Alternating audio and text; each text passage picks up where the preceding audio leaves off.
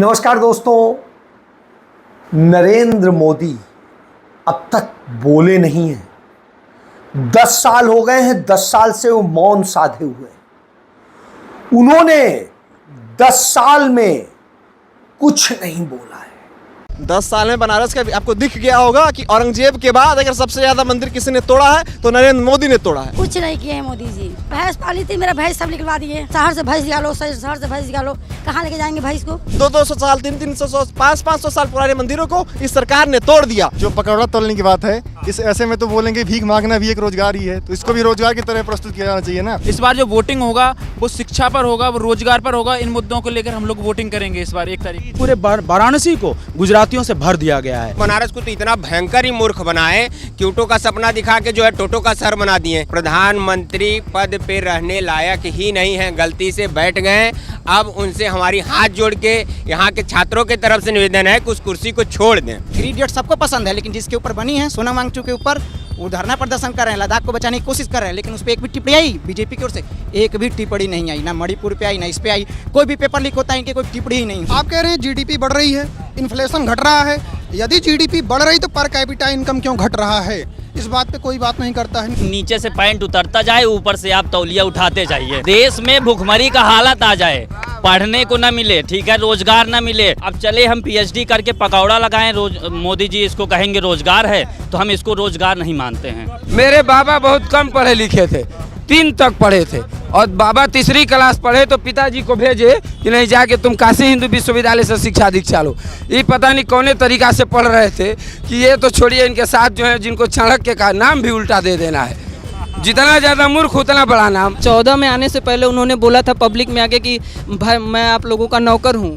19 में आए तो बोले कि मैं चौकीदार हूँ, और 24 में आया तो बोल रहे हैं कि मैं तो अवतार हूँ। अब समझ लीजिए कि 10 साल के इस रेंज में वो पब्लिक को क्या से क्या समझ लिए हैं कि पहले नौकर बताते बताते अब अवतार बताने, मतलब इतना मूर्ख समझ लिए हैं कि लोग उनको भगवान मान। नेहरू के नहीं जानते हैं। नेहरू वाले सदन में तो निरहू बैठा दिए। इन लोगों को यूनिवर्सिटी चाहिए ही नहीं, इन लोगों को चाहिए लहंगा टेक्नीशियन। हम तो एकदम हाथ जोड़ के भगवान से, गंगा मैया से विनती करते हैं किसी तरह कांग्रेस की सरकार आए और हम लोग की कुछ मतलब घर की गरीबी कट जाए, बस यही। नमस्कार, बहुत स्वागत है आप सभी का। इस वक्त मैं बीएचयू में मौजूद हूं और बीएचयू में बहुत सारे युवा मेरे साथ हैं, इनसे बातचीत करेंगे।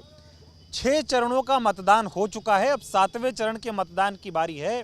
और 7वें चरण में एक ऐसी सीट जहां पर मतदान होना है, उनमें वाराणसी भी आती है। वाराणसी की बात करें तो देश के प्रधानमंत्री यहाँ से 3री बार लोकसभा का चुनाव लड़ने जा रहे हैं। और मोदी जी ने युवाओं के लिए क्या किया, उन्होंने 2014 में युवाओं से जो वादे किए थे वो पूरे हुए भी या नहीं हुए, ऐसे तमाम मुद्दों को लेकर बातचीत करेंगे। चाहे 2 करोड़ रोजगार का मुद्दा हो, चाहे अग्निवीर का मुद्दा हो, चाहे पेपर लीक का मुद्दा हो, जो वैकेंसीज आ नहीं रही हैं उनका मुद्दा हो, सभी मुद्दों पर आराम से इत्मीनान से बात करेंगे। शुरुआत सबसे पहले आपसे कर लेता हूँ। चुनाव 6 चरणों का मतदान अब हो चुका है, 7वें चरण की बारी है। और चूँकि मोदी जी की सीट है तो सबकी नज़र यहाँ पर है, और यहाँ पर बीएचयू जैसा संस्थान है, आप लोग उसके विद्यार्थी हैं। माहौल क्या देख रहे हैं आपकी बात? माहौल तो टाइट है और मोदी जी हार भी सकते हैं। बनारस में अजय राय जी उन्हें हरा देंगे। इस बार इतनी तैयारी जो है इंडिया गठबंधन की ओर से इस सीट पर की गई है। क्या नाराजगी है मोदी? बहुत सारी नाराजगी है, समाज का हर तबका नाराज है। युवा नाराज है, किसान नाराज है, महिलाएं नाराज हैं, हर कोई छात्र नाराज है। क्यों नाराज है? याद कीजिए 2014 में यह सरकार आई थी और यह कहती थी कि हम 2 करोड़ रोजगार प्रतिवर्ष देंगे युवाओं को, हर तरफ नौकरी ही नौकरी होगी, 15 लाख रुपए हर युवाओं के खाते में ट्रांसफर कर दिए जाएंगे। आज क्या स्थिति है? आज युवा रोजगार के लिए हर जगह भटक रहा है। ILO की रिपोर्ट आई है और कह रही है कि 83% जो है शिक्षित युवा बेरोजगार हैं भारतवर्ष में। आप अग्निवीर जैसा स्कीम ले आते हैं जो फ्रॉड कर रहा है इस देश के युवाओं के साथ। सेना भर्ती के खिलाफ आप जो है ये भर्ती घोटाला किए हैं, सेना में घोटाला किए हैं, सेना भर्ती में। तो युवाओं में कई सारे मामलों को लेकर नाराजगी व्याप्त है, रोष है हम लोग। युवा बीजेपी के खिलाफ जा रहे हैं? एकदम बिल्कुल जा रहा है। आप देखिए ना क्या हो रहा है, पैटर्न देखिए, हर जगह पेपर लीक हो रहा है। बिहार में आरजेडी की सरकार थी और नीतीश जी की सरकार थी तो टीचर की बहाली हो गई अच्छे तरीके से, लेकिन जैसे ही बीजेपी की सरकार वहाँ गठबंधन में मरी, वहाँ पेपर लीक हो गया। यूपी में देख लीजिए 2017 से लेकर के आज तक जितने भी परीक्षा हुए हर जगह पेपर लीक हुआ है। अभी यूपी पुलिस का पेपर लीक हुआ, आरओ का पेपर लीक हुआ, कहाँ कहाँ पेपर लीक नहीं हुआ। यह पेपर लीक यह सरकार जानबूझकर करवा रही है और अपने लोगों को हर डिपार्टमेंट में जानबूझकर भरना चाहती है, संघ के लोगों को भरना चाहती है। संघ के लोग हाँ बिल्कुल, विश्वविद्यालय देख लीजिए आप, कहाँ नहीं संघ के लोग हैं। संघ का कार्यक्रम हर फैकल्टी करवा रही है। एक डिपार्टमेंट का संघ विचारक दूसरे डिपार्टमेंट जाके कार्यक्रम करवा रहा है और संस्थानों को बर्बाद किया जा रहा है। अगर आपको एक जनरल कार्यक्रम करवाना है तो बीएचयू में आपको हॉल अलॉट नहीं होगा, स्टूडेंट के बेसिस पर भी नहीं अलॉट होगा, लेकिन संघ का कार्यक्रम तो होना ही चाहिए। 10 सालों में बनारस कितना बदले मोदी? 10 साल में बनारस का आपको दिख गया होगा कि औरंगजेब के बाद अगर सबसे ज़्यादा मंदिर किसी ने तोड़ा है तो नरेंद्र मोदी ने तोड़ा है। नरेंद्र मोदी के शासन ने बनारस की संस्कृति को बर्बाद कर दिया, यहाँ की धरोहर को बर्बाद कर दिया। हर छोटे गलियों का शहर बनारस कहा जाता था। हर गली में कई सारे मंदिर होते थे जिनका पौराणिक इतिहास रहा था। 200-200 साल, 300-300, 500-500 साल पुराने मंदिरों को इस सरकार ने तोड़ दिया। अभी ये देखिए मुगल सराय वाले रूट पे कितने घरों को तोड़ दिया जा रहा है। लोग कहाँ जाएंगे? विकास, वो कहते हैं हम विकास कर रहे हैं, आप बस अडानी और अमानी का विकास कर रहे हैं। आपको अगर कॉरिडोर बनाना था आप शहर के बाहर बनाते। आपने कॉरिडोर बना के वहाँ के लोकल जो व्यापारी थे उनके साथ खिलवाड़ किया है। आप देखेंगे कि बड़े बड़े क्रूज चलाए गए और मल्लाहों के साथ भी यहाँ पे खिलवाड़ किया जा रहा है। क्योटो बनाने आए थे मोदी जी, बनारस क्योटो बनते हुए अग्रसर है, दिखाई दे रहा है इन 10 सालों में। आप बरसात के दिनों में आइए, बनारस आपको क्योटो दिख जाएगा। हर गली में, हर नाले में पानी कितना लबालब भरा हुआ होता है, जाम में यह शहर एकदम फंसा हुआ होता है। तो यह अवधारणा कि हम बनारस को क्योटो बना रहे हैं, ये पूरी तरह से झूठा बात है। शिक्षा पर मैं कहना चाहूँगा कि इन्होंने 18% जीएसटी लगाई है शिक्षा के हर एक सामान पर, तो गरीब कैसे अफोर्ड कर पाएगा। और दूसरी बात, विश्वविद्यालयों में लगातार फीस वृद्धि हो रही है। इलाहाबाद विश्वविद्यालय में 400% फीस वृद्धि की गई है और यहाँ बीएचयू में भी सेमेस्टर एग्जाम्स की फीस बढ़ाई जा रही है। तो महंगी करके आप कैसे कह सकते हैं कि शिक्षा में समावेशिता आएगी? अगर आप शिक्षा को 18% जीएसटी हर एक बंदा कैसे अफोर्ड कर सकेगा? कर क्या रहे हैं मोदी 10 साल से, अगर युवा खुश नहीं है तो? केवल धर्म की राजनीति कर रहे हैं और वो अपने आप को सत्ता में बनाए रखने के लिए विदेशी फर्म्स की मदद ले रहे हैं, लॉबिंग कर रहे हैं। यानी मतलब आप यूट्यूब पे अगर चलाएंगे तो हर तीसरे में से 2 प्रचार इन्हीं के आते हैं कि मोदी जी गारंटी देते हैं इस बार आएंगे तो ये करेंगे वो करेंगे। ये क्या है? आप लोगों के मन में घुसने का काम कर रहे हैं। मोदी जी को देवता की तरह दिखाने की कोशिश की जा रही है कि मोदी जी कोई इंसान नहीं है, अवतार हैं, वो विष्णु के अगले अवतार। युवा 400 पार कर रहा है लेकिन जमानत जब्त की 400 पार कर रहा है। इनकी 400 सीटों पर जमानत जब्त होने वाली है। और मोदी जी के प्रारूप को आप देखें तो एक तानाशाह हो गए हैं वो। और तानाशाह का एक छोटा सा मैं आपको स्टोरी सुनाना चाहूँगा बीएचयू से रिलेटेड। आज से कुछ महीने पहले काशी हिंदू विश्वविद्यालय में आईआईटी की छात्रा के साथ बलात्कार होता है और बलात्कार होता है। उस दौरान कई सारे दल के छात्र नेता और कई सारे आम छात्र उस बलात्कार के विरोध में, वो कई सारे छात्र जो आम छात्र थे वो उसके विरोध में इसी लंका गेट पे प्रदर्शन कर रहे थे। तो जब लंका गेट पे प्रदर्शन चल रहा था उसके बाद इनके जो बगल बच्चा पार्टी जो है इनकी, जो अपने आप को कहती है कि हम स्वतंत्र हैं, लेकिन दरअसल वो है बगल बच्चा। और वो बगल बच्चा टीम इनकी ये यहाँ वाली आती है, काशी हिंदू विश्वविद्यालय वाली, और वहाँ पे बैठे छात्रों के साथ अभद्रता करना शुरू कर देती है और वो उनसे मारपीट करने लगती है। अब वो क्यों करती है ये 2 महीने बाद पता चलता है। वो इसलिए करती है कि दरअसल जो बलात्कारी थे वो इन्हीं के दल के थे और आईटी सेल के लोग थे। और ये कांग्रेस के प्रदेश अध्यक्ष माननीय जो अभी हमारे प्रत्याशी हैं अजय राय जी पहले कह चुके थे। इसके विरोध में ये बगल बच्चा पार्टी उनका पुतला फूंकती है इसी सिंहद्वार पे और उन पे मुकदमा कराती है। इनसे भी मन नहीं भरता है जब छात्र नहीं उठते हैं और इन्हें लगता है कि इनके दरिंदगी का पर्दाफाश होने वाला है तो ये उस धरने पर बैठे 18 लोगों पर मुकदमा कराती है। इस बगल बच्चा पार्टी के 2 लोग एक SC ST जैसे संगीन मुकदमे उन 18 लोगों पर लगाते हैं और इनकी एक छात्र नेत्री हैं वो 354B छिड़खानी जैसी आरोप उन 18 छात्रों पर लगाती है। मैं समझ गया। ये बताइए, सरकार पहले तो जब सत्ता में नहीं थी बीजेपी तो बहुत बड़ी बड़ी बातें करती थी रोजगार देने के नाम पे। अब पेपर लीक हो जाता है, धांधलेबाजी होती है, पेपर्स में घूस लेने के मामले सामने आते हैं और पटना या लखनऊ में तमाम मामले आपने देखे होंगे, युवाओं पे लाठीचार्ज की तस्वीरें सामने आती हैं। तानाशाही जैसी स्थिति पैदा हो रही है क्या इस देश में कि जो हक मांगेगा उसको लाठियां बरसाई जाएंगी? बिल्कुल, इस देश में, इस विश्वविद्यालय के साथ साथ इस पूरे देश में और तानाशाह का माहौल बन चुका है। जैसा कि मैं जैसे आपको स्टोरी जो पहले बता रहा था उसी को रिलेट करके आगे बढ़ता हूँ यूनिवर्सिटी में कि यूनिवर्सिटी में आज हालात ये हो गए हैं कि अगर कोई लड़का धरना करता है, कोई लड़का अपनी बात उठाता है, छात्र तो छोड़ दीजिए, इनफैक्ट कार्डियोलॉजी विभाग के HOD जो हैं ओम शंकर सर, पिछले 19 दिनों से वो धरना पे बैठे हैं। लेकिन इस विश्वविद्यालय का वाइस चांसलर इतना तानाशाह हो गया है कि वो आज तक उनसे बात नहीं किया और उनको अपने पद से हटा दिया। अब इस विश्वविद्यालय का वाइस चांसलर इतना तानाशाह क्यों हुआ? क्योंकि अब वो उसका कहना है कि वो मोदी जी और अमित शाह को चंदा चढ़ा के आया है। गुजरात से है और इस विश्वविद्यालय को नहीं, पूरे वाराणसी को गुजरातियों से भर दिया गया है। बोलिए। मैं योगेश कुमार जो है भौतिकी विभाग का शोध छात्र हूँ। और जो बात हुई कि जैसे मोदी जी के जो है भाषण में जो है गिरावट आ रही है, अनाप शनाप बके चले जा रहे हैं, उनका व्यक्तिगत हो सकता है, लेकिन वर्तमान समय पे वो जो है जिस कुर्सी पे बैठे हैं वो प्रधानमंत्री की कुर्सी है, उनको उसकी गरिमा का हमेशा ध्यान रखना चाहिए।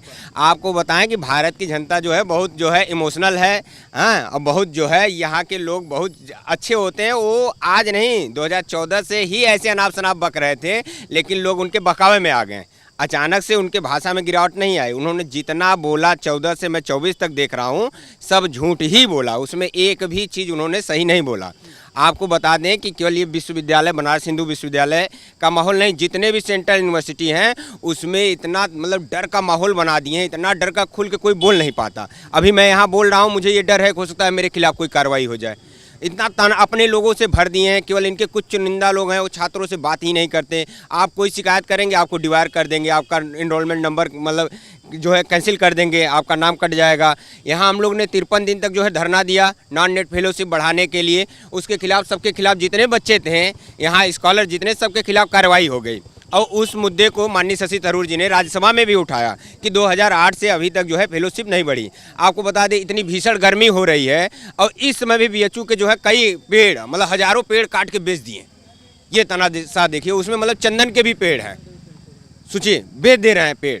मतलब अभी तक लोग आरोप लगा रहे थे कि रेलवे बिक रहा है, LIC बिक रही है, रेल बेल बिक रहा है, पेड़ बिक। ये बीएचयू की सच्चाई है। और आपको बता दें छात्रों नौजवानों के मामले में जहाँ तक मेरे दोस्त हैं पूरे भारत से नौजवान तो एकदम इनको वोट नहीं दे रहे। 1% युवा इनको वोट नहीं दे रहा है, किसी जात धर्म मजहब किसी भी जगह का हो वो इनके बहकावे, क्योंकि वो पढ़ा लिखा है, उसको समझ में आ गई कि आप 10 साल बहकाएं। और रही बात बनारस को तो इतना भयंकर ही मूर्ख बनाए, क्यूटो का सपना दिखा के जो है टोटो का शहर बना दिए। 100 मीटर चलने में 1 घंटा लग जाता है। गंगा मैया का बुलाई है, मतलब धर्म के नाम पे इतना मतलब लोगों को बेवकूफ़ बनाए। पहले कहते थे गंगा मैया ने बुलाया है, अब कह रहे गंगा मैया ने गोद ली। आपको सच्चाई बताएं कि बीएचयू में 30,000 बच्चे पढ़ते हैं। आप किसी से भी पूछ लीजिए, अगर रात के समय वो घाट पे जाता है तो गंगा के जल से आचमन नहीं कर सकता। वो गंगा में पानी में ऐसे हाथ छूने से डरता है कि खुजली हो जाएगी। सोचिए इतनी मतलब अशुद्ध गंगा है यहाँ। लेकिन युवाओं की बात मोदी जी करते हैं, कहते हैं युवा भारत है। अभी दिल्ली में देख रहा था गेमर्स से मिलते हैं मोदी जी। खुद बूढ़े हो गए हैं, युवाओं की बात क्या करेंगे? जो युवा नेता है उसको मौका देना। युवा नेता तेजस्वी जी हैं, इतना नौकरी दिए, मॉडल सेट कर दिए। ऐसा कभी कोई युवा सोचा ही नहीं था कि हम उधर पेपर दे के आ रहे हैं, रास्ते में आंसर की आ गई और 1-2 दिन बाद मतलब कल लेटर भी आ जा रहा है, 1 हफ्ता। इतना तेजी से पूरे भारत के इतिहास में अभी तक कोई नौकरी नहीं दिया था। तो ऐसे लोगों को आप कह रहे हैं कि जैसे चुनाव बीतेगा हम जेल में डाल देंगे। मतलब मोदी जी हैं क्या? वो मोदी जी कह रहे हैं पूरा विपक्ष भ्रष्टाचारी है, सिर्फ एक पार्टी इस देश में बीजेपी जो में। मोदी जो कहेंगे झूठ कहेंगे, एकदम पूरा झूठ कर रहे हैं। वो जो है प्रधानमंत्री पद पे रहने लायक ही नहीं है, गलती से बैठ गए। अब उनसे हमारी हाथ जोड़ के यहाँ के छात्रों की तरफ से निवेदन है कि उस कुर्सी को छोड़ दें। मोदी को हम लोग वोट नहीं करेंगे क्योंकि ये इतना क्षति किया, आदमी का जान गया, मकानों की पूर्ति नहीं कर सकते। तो गंगा में समा जाए चाहे गंगा माई के गोद में आ जाए, हमसे मतलब नहीं है। सवाल ये पर हम वोट नहीं करेंगे। मेरे पति का जब ये नापी हुआ तो उससे मैं उनको घबराहट हुआ और फिर जबरदस्ती मतलब कि दस्तखत कराया गया। उसी सदमे में उनका हार्ट अटैक आ गया। लोग हैं यहाँ के जो जिसका 18 लाख है 2 लाख घूस ले रहे हैं तो उसको पास कर रहे हैं। ये तो समस्या हो गई है। अच्छे दिन का ख्वाब दिखा करके सबको घरों से उजाड़ा जा रहा है, सबके व्यापार को चौपट किया जा रहा है। एक रामनगर को बसाना चाहिए तो उजाड़ दी मोदी जी। यार यहाँ सीवर न पानी कुछ नहीं व्यवस्था, पूरा पानी के लिए तरस रहे हैं। 60 लाख की मकान तोड़ी गई, 1700 रुपया मुआवजा आया है। हम लोग तो शर्मिंदा हैं कि हम जो है प्रधानमंत्री के रूप में सांसद चुने हैं। इनको जो है जन भावनाओं का कोई कदर नहीं है। इनको तो केवल कदर है अपने उन मित्रों का जो इनको पूंजी लगाते हैं। यहाँ 200 साल पुराना पेपर दिखाने के बाद मान्य नहीं है। ये मेरा है तो मेरा है। यदि रामनगर की जमीन को इन्होंने नान जड्डे का घोषित कर न जमीन का मुआवजा दिया न क्षतिपूर्ति दिया। मेरा मकान ये बाजू में है, बगल में मेरा मकान है, मेरी सारी प्रॉपर्टी चली गई, किराए पे इस टाइम मैं हूँ। वादा करना अगर कोई किसी को सीखना हो तो क्लास मोदी से लगवा ले, वो वादा करना सिखा देंगे। उनके हिसाब से अगर अपने घर गृहस्थी में वादा करना तो रोज जूता चप्पल रोज खाएंगे, अगर मोदी जी के अगर चेले बन गए जो लोग। नमस्कार, बहुत स्वागत है आप सभी का। इस वक्त मैं वाराणसी के रामनगर में मौजूद हूं और वाराणसी में विकास के नाम पर लोगों को किस तरह से तबाह किया जा रहा है इसकी तस्वीर आपको मैं दिखाऊंगा। मैं अपने कैमरा पर्सन से कहूंगा कि आपको तस्वीरें दिखाएं। मेरे ठीक पीछे आपको दिखाई देगा तमाम टूटे हुए घर आपको दिखाई देंगे। पहले इन घरों में लोग रहा करते थे, उनका परिवार रहता था, लेकिन जिस तरह से एक कथित विकास वाराणसी में कराया जा रहा है, ये घर उस विकास की बलि चढ़ा दिए गए हैं। और अब यहाँ पर लोग जो है धरना प्रदर्शन कर रहे हैं और उनकी मांग है कि अगर मुआवजा नहीं तो वोट नहीं। तस्वीर में आपको दिखाऊंगा, शर्म करो शर्म करो, मुआवजा नहीं तो वोट नहीं 2024। यानी कि इस 24 के चुनाव में ये लोग ये कह रहे हैं कि अगर इनके जो घरों को तोड़ा गया है, इसकी जो क्षतिपूर्ति का पैसा है, मुआवजा है, अगर इनको नहीं मिलता है तो अब की बार ये वोट नहीं करेंगे। मौजूदा सरकार बीजेपी की है, यहाँ से सांसद देश के जो प्रधानमंत्री हैं नरेंद्र मोदी जी, वहाँ से सांसद हैं, तो जाहिर सी बात है ये उन्हीं की बात कर रहे हैं कि मोदी जी को वोट देने वाले नहीं है। दूसरी तरफ भी एक बार आपको तस्वीर दिखा देता हूँ। जिधर भी आपकी नज़र जाएगी करीब 4 से 5 किलोमीटर का ये पूरा इलाका है, क्षेत्र है, और सभी घरों को तोड़ दिया गया है और अभी यहाँ पर सड़क भी नहीं बन पाई है। काफ़ी लंबे समय से यहाँ पे घरों को तोड़ा गया है। अब जो लोग यहाँ पर इकट्ठा हुए हैं इनसे बातचीत करेंगे और इनसे समझेंगे कि आखिर ये लोग क्यों ऐसा कह रहे हैं कि मुआवजा नहीं तो वोट नहीं, और मोदी जी से इनकी नाराज़गी क्या है, क्या मामला है पूरा, कैसे घरों को तोड़ा गया, आप बताइए। और आप लोग ये क्यों कह रहे हैं कि मुआवजा नहीं तो वोट नहीं? आज से लगभग साल भर पहले जो है निशान लगाने का काम हो रहा था कि इतना जो है इसको जो है गवर्नमेंट अधिग्रहण करेगी, और ये बात चलते चलते चलते एक दिन अचानक जो है एक दिन अचानक घोषणा किया गया कि 30 सितंबर तक जो है अगस्त में ही 30 अगस्त तक अपने मकानों को तोड़ लें, और नहीं तो तोड़ दिया जाएगा और तोड़ने का खर्च भी लगेगा। और उसके बाद से लोग सक्रिय हुए, धरना प्रदर्शन, डीएम साहब से मिलना, न्यायालय जाना, ये लगभग 9 महीने हो गए। अभी कम से कम पूरे रामनगर प्रकरण, इस रामनगर में करीब 40-45 ऐसे घर हैं जिनको अभी कुछ भी नहीं मिला, और जिनको मिला भी है तो जो तोड़ फोड़ हुआ है, कटिंग हुई है, उसकी वो मरम्मत नहीं करा सकते। हम लोग तो शर्मिंदा हैं कि हम जो है प्रधानमंत्री के रूप में सांसद चुने हैं, और वो प्रधानमंत्री जी के बारे में कहा जाता है कि सुबह चाय पीते हैं तो बनारस की खबर जो है सुनते हैं, और उसके बाद भी जो है कि ये लगभग 9 महीने होने के आए, हम लोगों की जो है कि एक कोई भी मांग पूरी नहीं हुई। रेगुलर धरना प्रदर्शन चल रहे हैं। अच्छा, ये और उसके बाद दूसरा एक प्रकरण चल रहा है बीएचयू में। बीएचयू में एक चिकित्सक जो है इसलिए लड़ रहे हैं कि उनको 100 बेड अलॉट है और उसको जो है दिया नहीं जा रहा। अगर वो 100 बेड मिलता तो ये आसपास के 5-7 जिलों के लोगों को ही कार्डियो का लाभ मिलता ना।